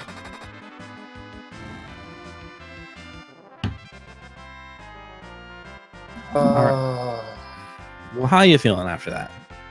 I feel like I checked way too many chests. You definitely did check quite a few chests. Our top finisher on screen, Dusty, skipped a lot of chests. But you were there checking a lot of the chests. And on T4, I don't blame you. There's a lot of good stuff out there, and you don't want to miss any of it. Yeah, I was trying to make sure I was decently geared enough, but especially with Bridia and everything, it netted me 2 adamant armors, which was nice. Oh yes, the 2 adamant armors definitely helped quite a bit. I will say, it looks like you dodged kind of the Sheila trap that people ran into. Sheila only giving us both the Magma Key and the Pink Tail, so you dodged those, which threw some folks off a little bit. Yeah, I was starting to wonder if I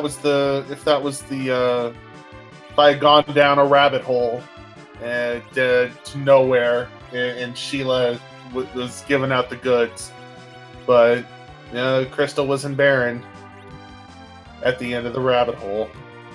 I was going to say the crystal was in a rabbit hole, not that one.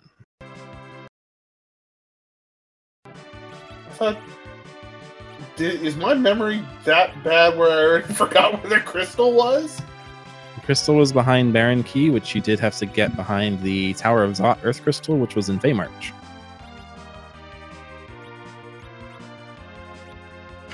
Either way, it was down a rabbit hole. Yeah, it felt like kind of the first real trick here of this seed was most everyone cleared the overworld, which was just about useless junk in all the key item locations. And then it was, people leveling in various ways to try to figure out how to get past that hook spot. But then Hook, like Rubicante, ended up being a water hag, so it was almost free. Practically free.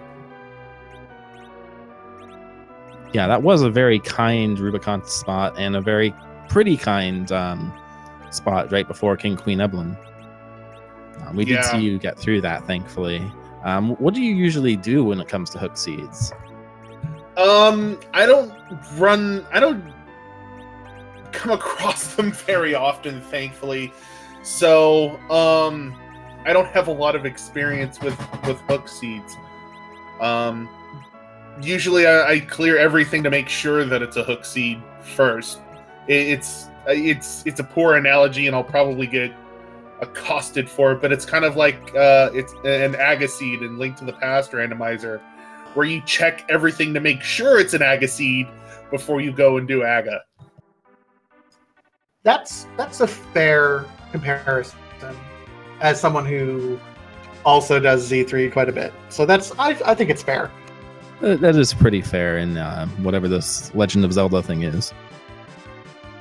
I would ask then, if this is an Aga 1 seed, what's a pedestal seed?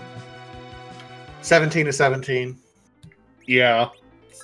Or no, pedestal seed is possible in K1. It's K2 going Masamune spot to find your Rat Tail crystal, behind D-Mist, it's horrible. Yes. So if the end flag is on, pedestal seed is D-Mist at Masamune spot, D-Mist to find Rat Tail. Rat Tail has crystal. Ooh, ouch. Yeah, I'm kind of evil when it comes up to those little rabbit holes. Don't ask me to ever create seeds for people. If there's ever a customizer for FF4 FE, I'll keep that in mind. Yeah, I'll find a way to make it the most evil thing on the face of the planet. I mean, it certainly is. I mean, we were on a no end flag, which means that Mist Dragon couldn't possibly have anything for us, which is good. Of course, then we met the Mist Dragon quite early up on Ordeals. I personally want to see, and I hope chat is listening, because chat, I know that you always want to have the worst possible seeds. So you can have a pedestal seed, our equivalent pedestal seed, in the K1 flags if the N flag is on. All you need to do is put the Mist Dragon on the moon. You're a horrible person. I am. But I Yeah, own it. that would be fun to watch, not fun to play.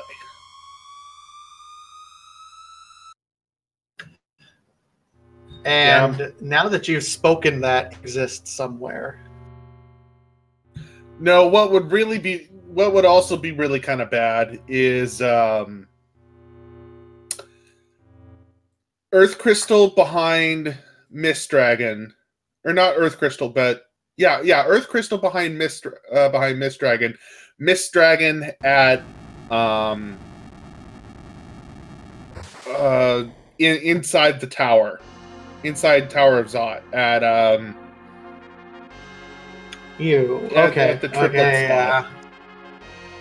And now you have given me an even more evil idea. I want to hear this. Go for it. E1 Adamant behind Mist Dragon at Ogopogo spot. No. And then the Earth Crystal at Plague Spot to send you to Zot so you can get the Twin Harp, to get the Pan, to go smack Yang, to go to Sheila and get the Legend Sword.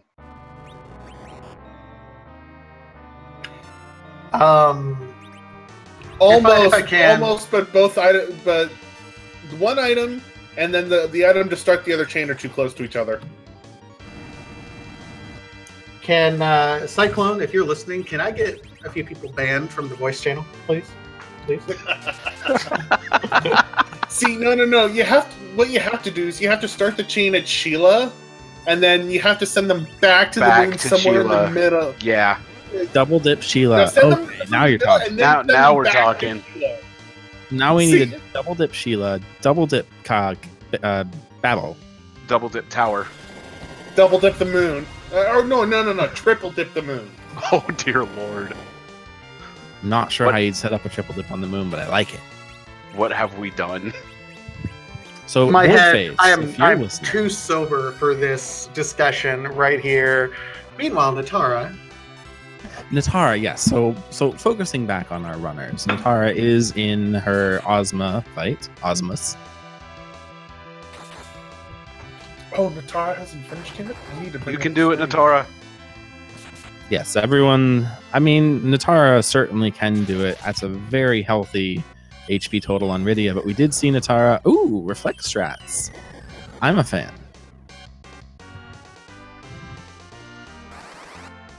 So Natara is showing off a different way to do the Zeromus fights. When you have high-level magic casters, of course, Zeromus will reflect, or I'm sorry, not reflect. Ooh, GG's to Natara. Zeromus will counter. That's the word. I can't think of words. Will counter any spell with another nuke, but reflecting it cancels that.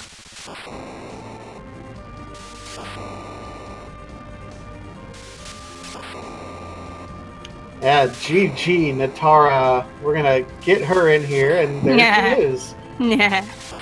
Wow. One of these days I won't be 17 for 17 baited, but today was not that day. Oh, It's all right. GG's, Everyone Natara. was 17 of 17 baited. Felt like. And GG's for being our 17 of 17 on stream. Yeah, thank you. No problem. That's what I'm here for. I gotta be on stream every once in a while to show you folks how the 17 of 17 is done. A very good masterclass in that. Yes, thank you. That was probably the fastest Zeromus fight I've ever done. I actually didn't even realize it was that close to being done. I'm like, okay, so I'm going to explain what Natara is doing. Oh, Zeromus is dead.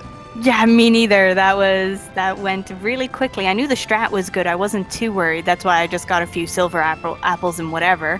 But yeah, that went super quick. I must have like just beat the refill. Yeah, you definitely got it right in at the refill. Those last 2 spells got it, and that's very nicely done. Thank you. Could you care to explain a little bit about that strat, since I didn't get a chance to? Yeah, absolutely. Well, I was basically combining 2 different strats.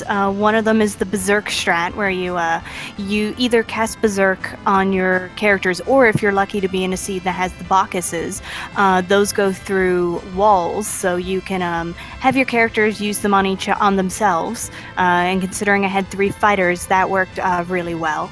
And the other one I used is the Reflex strat, which is where Zeromus won't actually counterattack magic spells if you bounce them off a wall. So the very basic strategy is to pick your character with the highest HP who can afford to take a hit or 2, because you're not going to be able to cure them as easily. Put a wall on them and just start bouncing your, most of your most powerful spells, in this case, White and Nuke. And it means you can do a lot of damage, and if you time it correctly, it's really difficult to do with those Berserks on.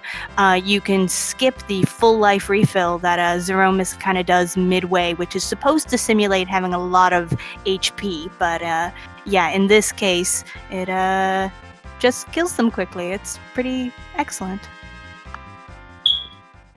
Did you find Bacchus wines? Because I never did. Yeah, no, I found Bacchus wines. They were in the Dwarf Castle along with elixirs. Natara found everything. Yeah, anytime you guys saw me just stopping and not doing anything, it's because I have a text to document, so I just kind of was typing, being like, this is where it was, because I knew if I don't write it down immediately, I literally forget it's gone. So...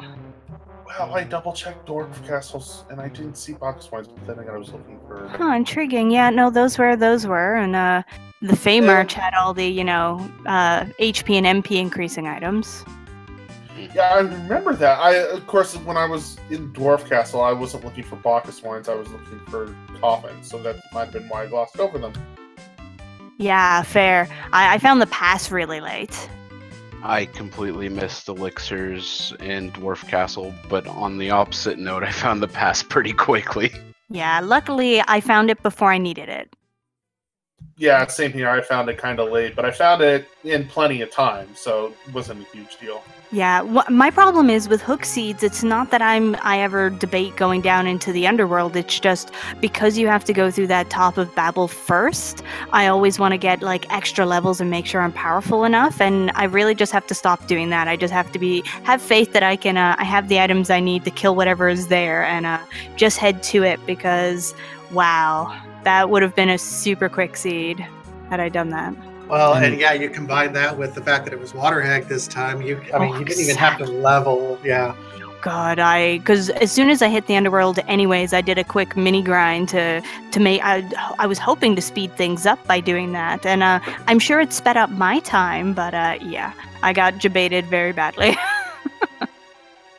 Yeah, it did happen. I think to everyone on stream did full clear overworld, Nice.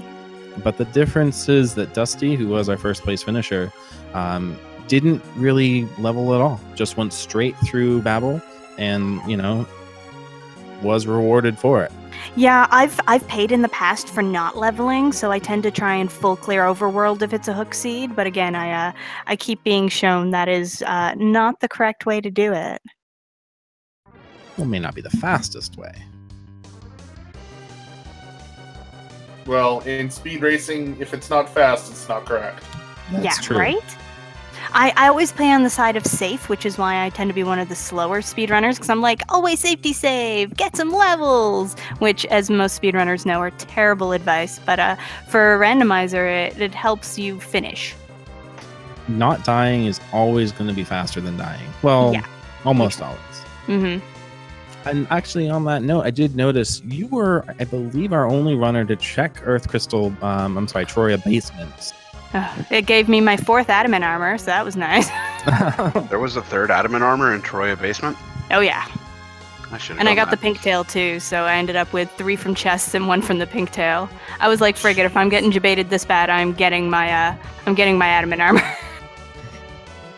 So Yeah, and who was the unlucky soul to not get an adamant armor for you? Cecil, because Cecil. Did he have full crystal equipment by chance? No. No, he did have a crystal sword though, which is the main thing. I did find Yeah, that. I found that, and I'm like, it must get. Yeah, and I got the crystal glove, and I gave him the dragoon armor, which is still excellent armor. So I have no complaints. Yeah, that's actually. Sorry, go ahead, Vitasia. Oh, I was just looking at the time and thinking that it's about time for us to wrap up. Does any runner have any extra last-minute comments before we try to kick this thing off? Rydia plus Bahamut equals my heart. You'll have a lot of people agreeing with you in chat. Yeah, that's because she's best anyways, other than Rosa, but giving her Bahamut that early is beautiful, and I am very happy in that C3 seed that we got those characters. That's all I gotta say. Regretful about selling Bahamut, but otherwise still felt pretty good about how I played. GG, Awesome. everybody. Yeah, GG everyone. Yeah, GG's. GG's to everyone. Must learn to not open so many chests. Must learn to follow routing. All right, we're going to go ahead and try to wrap it up. Remember, if you like Final Fantasy Free Enterprise, there's still another race going on tonight at 10 o'clock Eastern Time over on RPG Limit Break. It's going to be Night Dew versus Silverfire versus Kirchen versus Demarin 2. That's a stacked lineup right there. I'm going to be watching that myself tonight. Supremacy and Z-Man are going to be on the mic for you guys. It's going to be just such an amazing race. I'm so looking forward to it. Big shout out again.